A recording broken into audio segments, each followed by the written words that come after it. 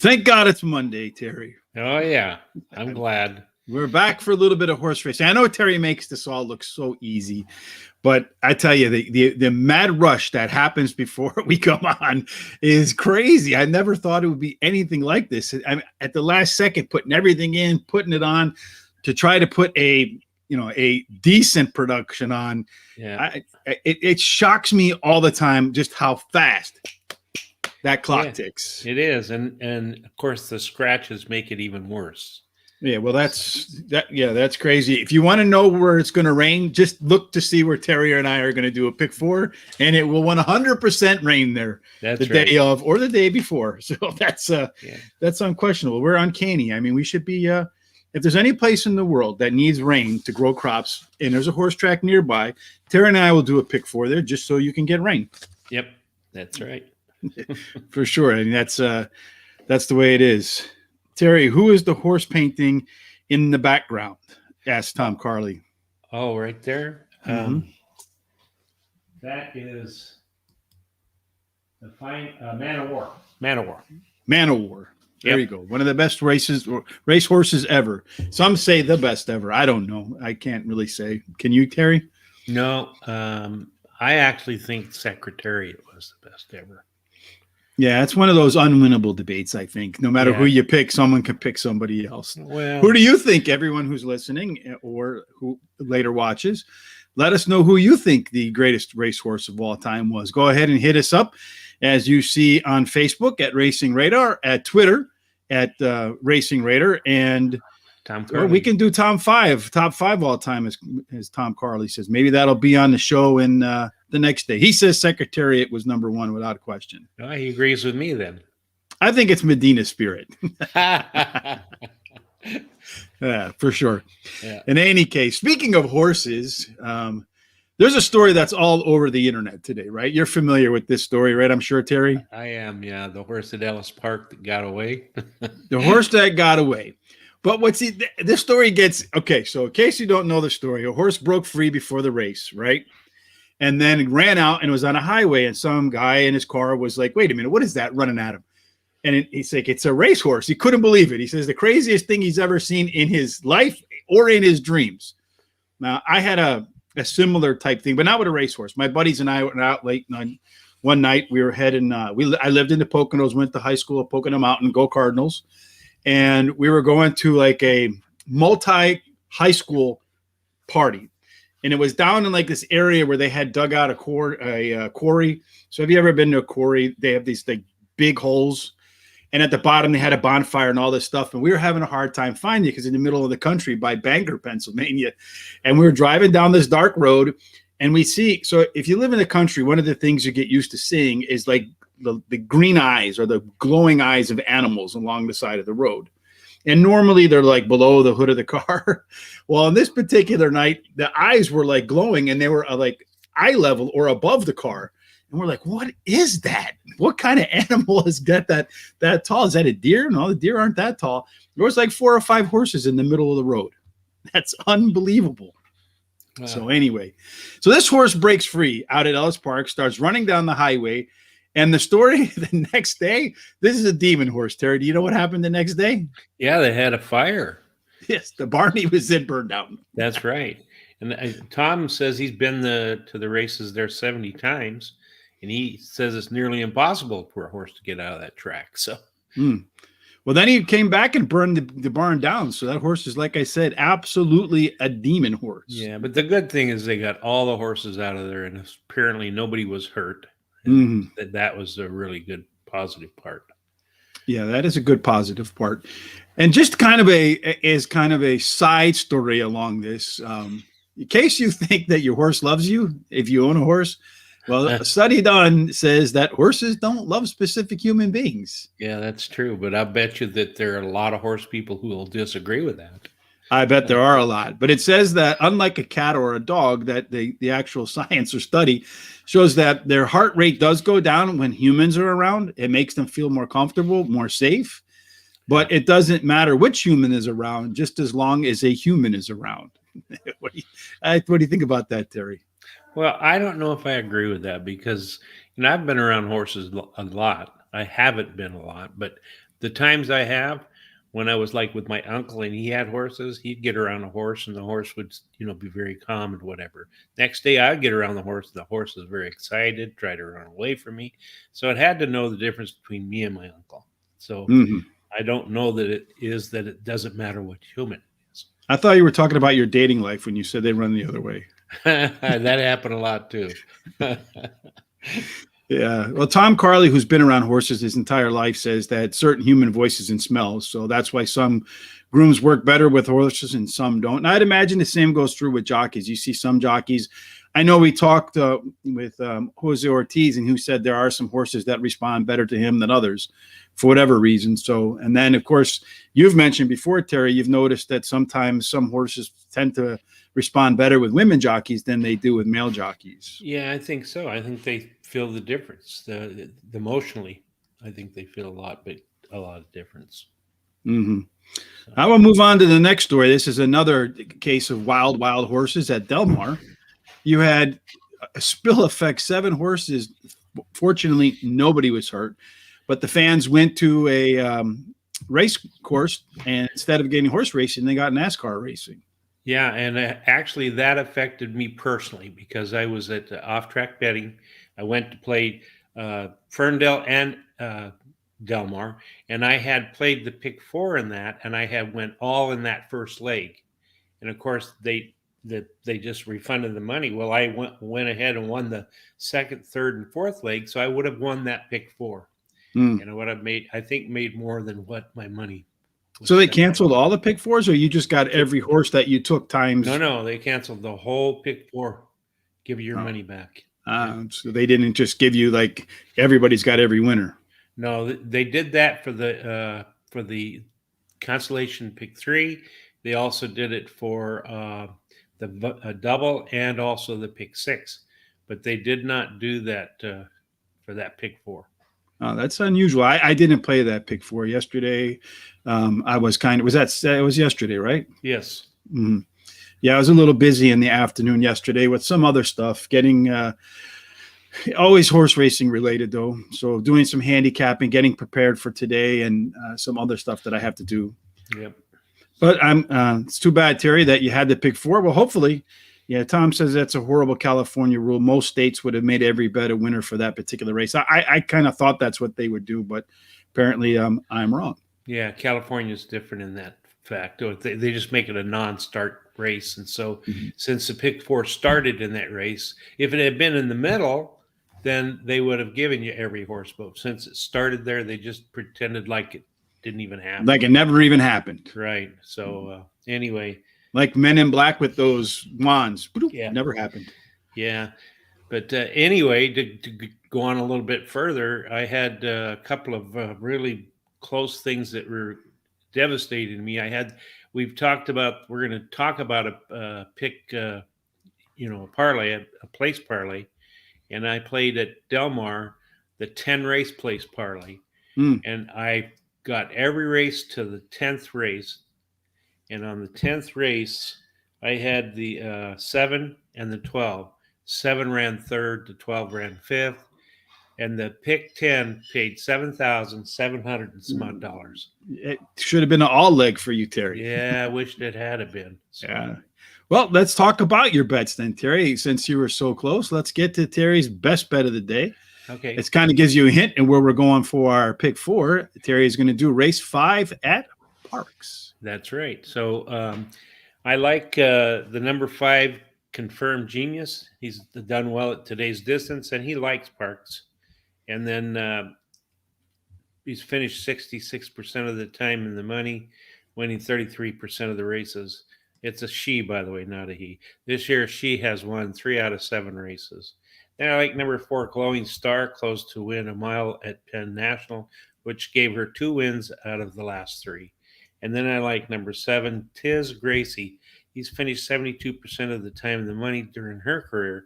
She likes the track and the distance and will be in the mix. And something that was pretty unusual, I was watching TVG before went on the air, and Rich Perloff was there with the track handicapper for Parx because there's some large races there today. And they actually took this race and kind of featured it. and the track handicapper and Rich Perloff likes the number 5 as their top pick. So well, maybe they read Horse Racing Radar, specifically Terry's best bets. Could be. Yep. I've had that happen to me on other things before. Yeah. So someone wants to know, Tom Carley wants to know, what is the California place pick all bet? Is you just basically on every race have to pick a horse that finished second, right? Second, yes. First or second can win or first or second. And there's not many tracks that do it anymore. Del Mar still does it. I don't remember of any other ones that are still do. Los Alamitos does it also. Los Alamitos does it too. Those all two. Right. And it used to be at all the tracks, but they got rid of it because there wasn't enough people, I guess, betting it. That weren't doing enough of that stuff. But that's a good segue for us, Tom. We're going to move into the 3-pace part, the 3P. I've dubbed it the 3P. We got this from Joey Parlay. So I named it the 3P instead of 3D, the Place-Parlay-Press. And the way it works is you pick 3 horses, each one to run first or second. So it places at worst. And then if you win the first leg, then whatever money that you got, you parlay it into the next leg. So your second pick, and you press your bet. So let's say you put $10 down, you got 15 back. So now you have 15 to bet on the next race. So you bet 15. If let's say you win that one, and now you got $22, you put $22 then on the third leg. So it's the 3P, the place. You got to pick one to place. You parlay them, and then you press your bet. So Terry, we went ahead just coincidentally because Terry and I didn't talk about this at all. We went ahead and we did the same track. Can you believe that, Terry? Oh, really? Indiana yes, we both did Indiana Grand, Terry. So go ahead. You have race 4, 5, and 6. I went with race 1, 5, and 8. Okay. Well, I like Sea Level, and then I like Complete as a second, and Mr. Hoover is my third pick. So for me, in race number 1, I went with Elusive Justice. In race number 5, I went with Princess Nina. In number 8, I went with April's No Fool. Basically, I went through and handicapped like I normally would, and then I matched my horses to the track biases for the best fits. So these were my top-rated horses that have the top best track bias fits for me. So I'm going to play this out, and then what I'm going to do then, personally, as I do it, I'm going to use I'm going to add a new level to it. And then what that new level is going to be is the money management system I learned from a really dear friend of mine's father, Mr. G, and all about how you press when you're playing blackjack. So I'm going to use those same blackjack press strategies going forward, and I'll share them with you as I win. So if I win, right? So we'll find out how this plays out, and we'll keep track. What do you think about that, Terry? I think it's pretty good. And actually, I guess I should tell you the reason that I picked mine was I like consistencies, and those sources seem to be pretty consistent. So they're some of the most consistent horses that you saw that day? Yes. All right. So the next on our things to do on our checklist, Terry, is what we call the fly forward, which is where Terry and I pick 4 together. And today's at Parx, as he mentioned, there's a lot of big races there. So let's go ahead and get cracking on that, Terry. All righty. Well, first of all, I like number 3 Vault. Well, you're jumping ahead of me. Where are we at? What race are we starting? The race number 9? 9th, yes. Okay. So do you want to start with race number 9 because there's only 4 horses in that race? Well, we can go to different Or do you want to go to whichever one you think is the most competitive, or you just want to start small and then work our way up? Because I think race number 9 and race number 11 require the least amount of horses. It does, and I think the most competitive is 10 and 12. So you want to start with 9 and 11 and then go ahead and fill it out from there? Yeah, that'd be fine. All right. So the first race in race number 9, you like the 3 horse, right? I do. Uh-huh. And I like her because she drops in class today and has a high speed figure at today's distance. She won a grade 2 race and has a buyer number of 101. So for me, I look back, this was supposed to be on the turf. It's not on the turf. It's been moved to grass. Moved to dirt.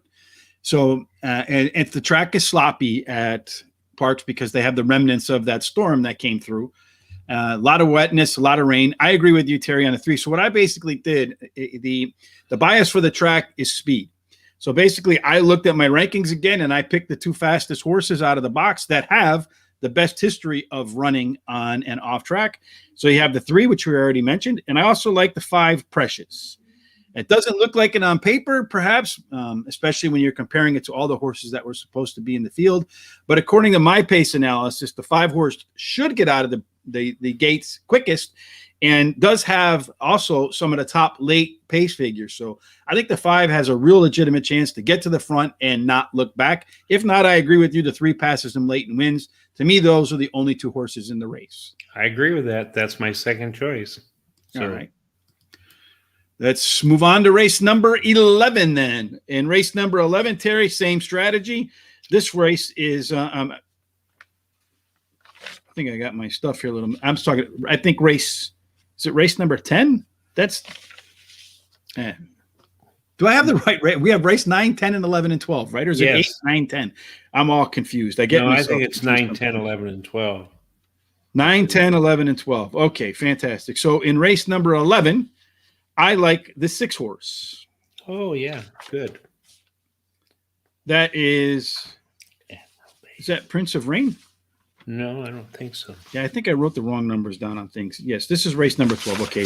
This is the bad part about my own handwriting, folks. I can't even read it. So, so race number 10. All right. So race number 11, I like the 6 horse, a different 6 horse. That is Admiral Abe. Is that correct? Right. That's correct. Right. Woo, Rich, your oldness is getting to you sometimes. So this horse has the top speed figures.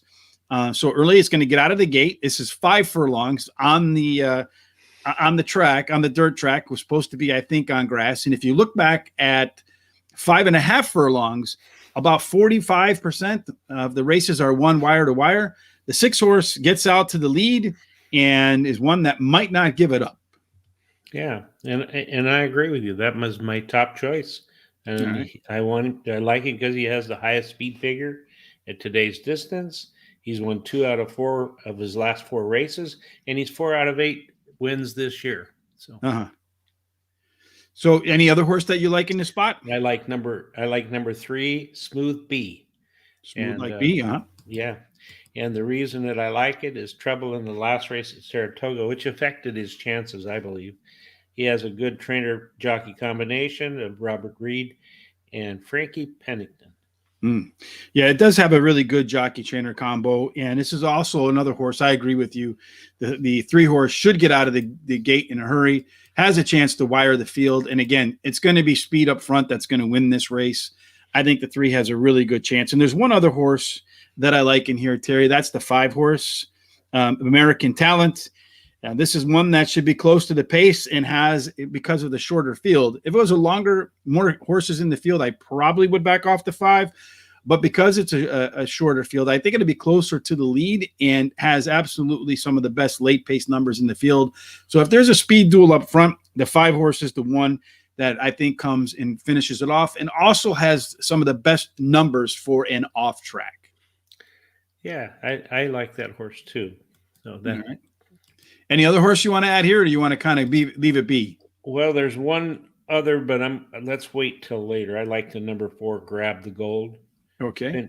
Finished 57% of the time this year in the money, win 29% of those. He showed good improvement in his last race, and he gets a high percentage jockey. And he's never ran at Parx. He's been running at Penn National. And wait a minute here. Well, no, he did run at Parx. We'll come back and look at the 4 if we have money to spend. Okay. Let's look at race number 10, Terry. Who do you want to start with? Okay, race number 10. I Am Redeemed, which is the number 1 horse. Mm-hmm. I like it because he has the highest last race speed figure. And during his career, he's finished in the money 100% of the time, winning 66% of those races. Another plus is that the rail post is winning at a 23% clip right now. Yes, the rail is definitely winning. I'm a little bit worried. I have him on mine too, a little bit lower ranked. He's never run on an off track before, so you don't know what you're going to get with a horse that sometime is making its first start on an off track, and he may or may not like the dirt getting kicked up into its face. It might jump off the track and run down highway at I-95, right? Good. It's the one that goes through Philadelphia.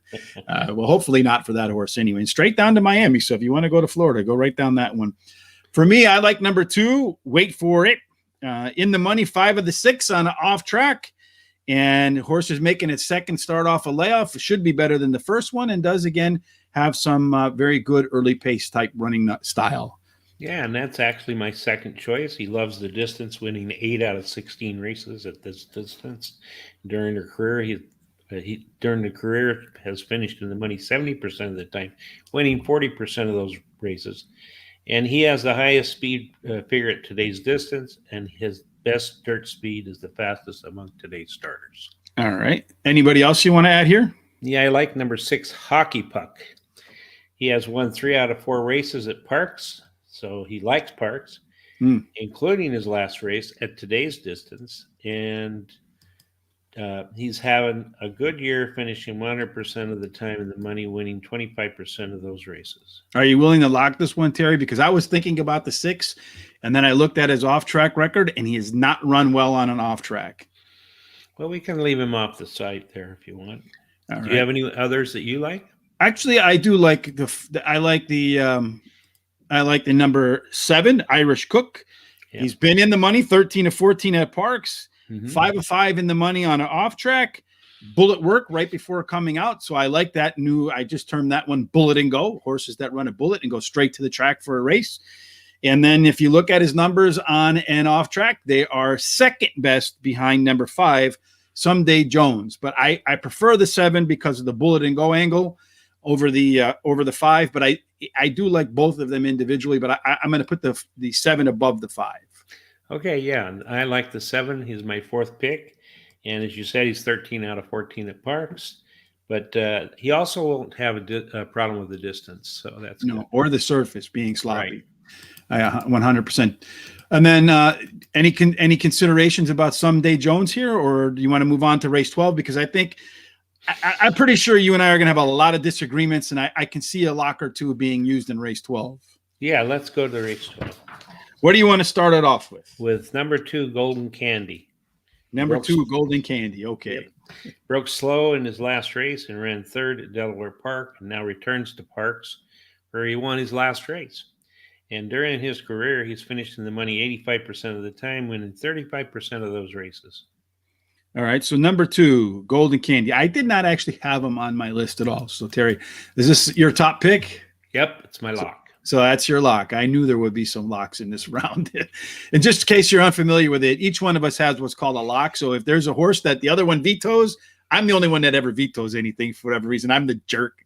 I'm the bad cop. Terry's always the good cop. It's the same way when we have guests on the Player Edge podcast. I'm the one that gets laughed at and mocked, and everybody loves Terry afterwards. Oh, I love Terry in the comment section. So for me, my top pick here is number 4, For the Love of Bourbon. Won his last with the top last race speed figure on a muddy track at Parx. Repeats that race, and he is the winner. And he should be one that's on the gas early as well. So again, speed at 6 furlongs at Parx is the way to win. Yeah, I like the 4. He was my 3rd pick, and he has a high percentage trainer and jockey. So early speed running style will help in his chances, and he has the highest speed reading at this test. All right. Next, because like I said, I have a feeling we have a lot of different horses here. Okay, I like number 6, Prince of Rain. He won his last race easily at Parx at today's distance, and he has the highest last race speed rating. All right, I like the 6 number as well. Crushed his last by 5. I think this horse has been on slop a couple times. Last time back that he was on slop, 3 races back, he won by 2. And then a little bit further back, a little bit farther down the past performances, he also ran on an off track, and he won by 4 3/4 lengths, but was subsequently DQ'd. Maybe that's why he won by 4 3/4, but nonetheless, the horse should be undefeated on an off track. I also like the number 7, Dreams Untold. He's never missed the board at the track or on off dirt. He's 3-2-1, 3 races, 2 wins, and a second in 3 races on an off track, and ranked very high for me. Another horse that should be not too far off the pace. Yeah, number 7 is my 4th pick. He's 4 out of 7 races at Parx and now cuts back in distance, which I think will help his chances. All right, Terry, any more that you have? I have number 5, Tutor Expectation. He will improve while returning to dirt and has a high trainer who wins 44% of the time at non-graded stakes. He has the best dirt speed and is the fastest among today's starters. All right, so I don't have the 5 on any of the things that I do. Okay. One of the things okay, so we'll put this one off to the side because we got to start thinking about money here, Terry. I knew we were going to have a lot of disagreements. This is another race that's being moved off to turf, and it's getting moved onto grass. Again, speed should win. This horse doesn't really rank high, but in terms of it's the number 1 in terms of pace. It should get out of the gate earliest and fastest, and the rail is winning at a high spot. So it never missed the board on an off track. I think the one horse this cat can jump is the long shot that I'm afraid of that can beat me because he can get out early. He's got a winning rail, and he's one that I want to put in. So I'm going to lock the 1 in, Terry. Okay, yeah, that's fine. I didn't have it in my picks, but yeah, he's done very well at Parx, as I see. And the distance, he's done really well at the distance too. So all right. So now we have, so based upon what we have here now, we have 18 times 1, 2, 3, 4, 5. So 18 times 5 is, and hold on, you have to forgive me for my past. 90. That's 90. So it's $45, right? At 50 cents. We still have a lot of money to spend, Terry. yeah, okay. Is that right now? 2 times 3 is 6, times 3 is 18. Right. Times Times 5. 5 is 90, 45. Yeah. So do you want to put more here? Do you want to put in your 5 or do you want to move up? I don't think we need to add anything in race 9.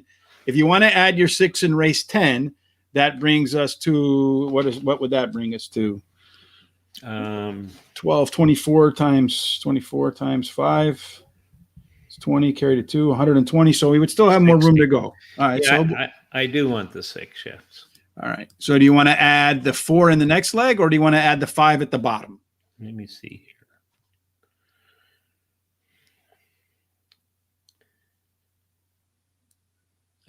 I think the 4. Yeah, the 4 in the 11th race is what I'd like. All right. So that puts us at 1632 times 5, right? 1632 times 5, 10, 15, 16. So that's $80, Terry. I think we have room for one more. Do you want to put the 5 on the bottom there? And I think that would that would pretty much kill it. Well, I think it puts it to $120 if you do that, but I'm not sure. Okay, so it would be 32 times 6, right? 416, 32 times 6, 12, carry the 1, 18, 192, I think. No, so that's going to be divided by 2, $96. Oh, okay. Well, if that's true, then let's do that. All right.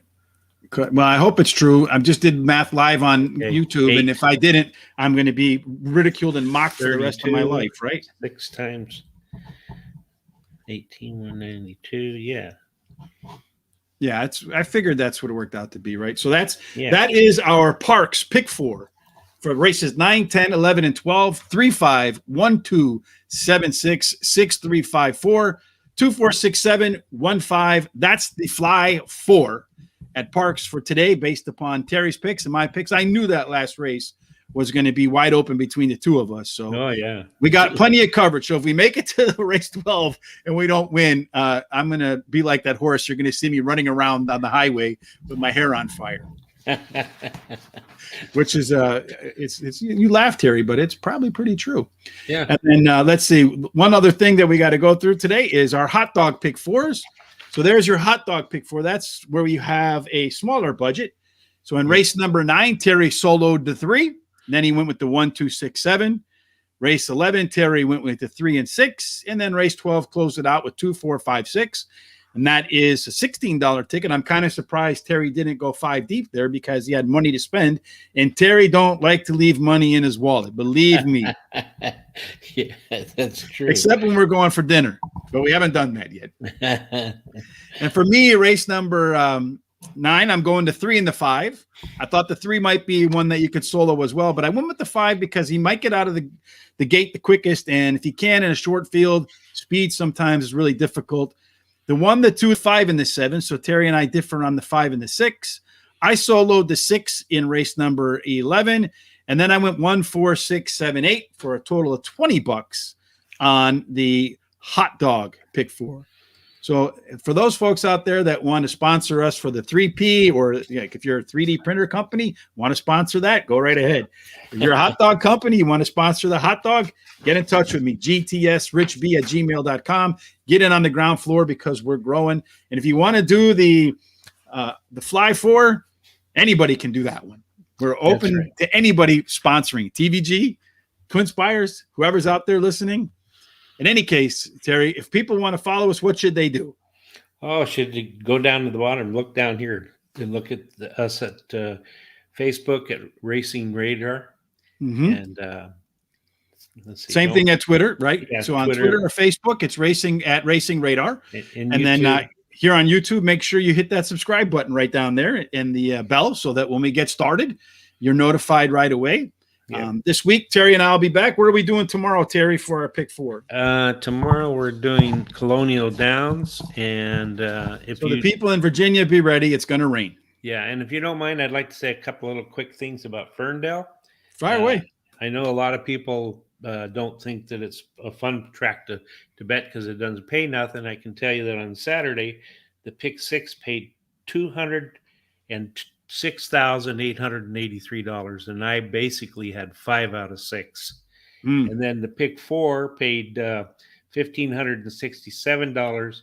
The pick 5 paid for 50 cents $8,102. And in both of those, the same one I missed in the pick 6, the same leg, I missed the same leg in that, so I just barely made it. And I ran second, third, and fourth in that one leg I missed. So never any fun to miss like that, right? No.